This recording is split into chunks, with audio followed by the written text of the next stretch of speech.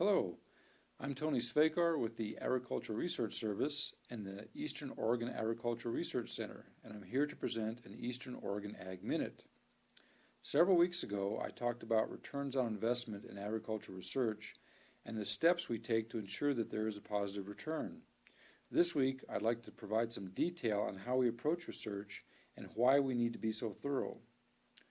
I'd like to start by discussing research results compared to scientific principles.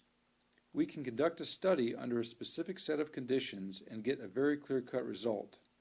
For example, in our first juniper studies, it was clear that juniper competition took both sagebrush and grass cover out and created bare ground. Subsequent studies have shown that on almost all sites, juniper will drive out sagebrush, but the same is not true for grasses. They will be affected, but on some sites the cover is not lost entirely. If we take all the information together, we can begin to say that loss of sagebrush from juniper encroachment is a general principle. This is a response that we have seen over many years, many sites, and over a variety of management histories. The story with grass cover is a little more complicated. If we had taken the results of our first study and tried to apply them to all sites, we would have been incorrect on a portion of the sites. This is an example of why we are hesitant to extrapolate data too far and why multiple studies are often necessary. When we conduct research, it's important that we have confidence in our results, that they are not just random chance. For example, if we conduct a fertilization study in two hay fields, there is a chance that one field is naturally more productive than the other. If we happen to fertilize the more productive field, we might conclude that the fertilizer increased yield when we were actually measuring natural variation among fields. To guard against this problem, we use replication, where we repeat the treatments more than once. In most of our studies, we have at least 4 replications. In my fertilization example, we would have at least 4 fertilized plots and 4 unfertilized plots.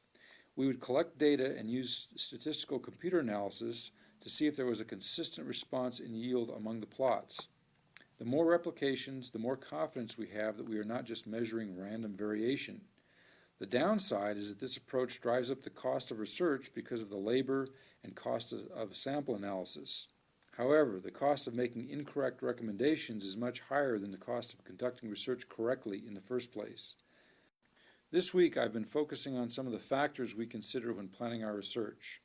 Anyone familiar with the interior Pacific Northwest knows how variable our weather can be. This is one of the reasons that our studies must be conducted over at least 2 years and preferably more. My fertilizer study from yesterday provides a good example of the value of multi-year studies. We found that fertilizing flood meadows was not cost-effective the first year or two after a drought, but was cost-effective after 2 consecutive wet years. If we had conducted the study for only a year or two, our conclusions would have depended on where we were in the drought cycle. At the Eastern Oregon Agricultural Research Center, we are committed to long-term research. We may not be quick, but we try to be very thorough. Yesterday, I talked about the yearly variation we see in weather patterns and the reasons we repeat studies over years. Another issue is the tremendous variation we see in soils, plant communities, topography, and aspect. This definitely isn't Kansas, where you might have 2 to 3 soil types for as far as the eye can see. For example, we have 52 soil map units on the experimental range, which is only 16,000 acres. The only way to deal with this landscape variation is to take measurements on lots of sites. An example would be some of our juniper research. We published a study 4 years ago that included 108 sites scattered from Burns to Alturas, California.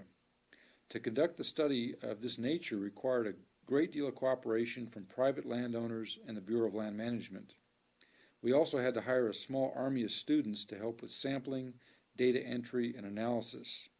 This type of information is critical for land managers who must make decisions on these broad landscapes. This week I've tried to outline some of the challenges we face as researchers and some of the reasons that research tends to be relatively costly and labor-intensive. We take lots of samples and replicate treatments to make sure that we can factor out natural variation. We know years can be very different and can dramatically influence the results of our studies. We also know that there are many different soil types and plant communities in our part of the country, and plant communities may respond differently to fire, grazing, juniper removal, or weed invasions. As scientists, we're thrilled when we see a consistent response that we can call a principle, something that happens nearly all the time.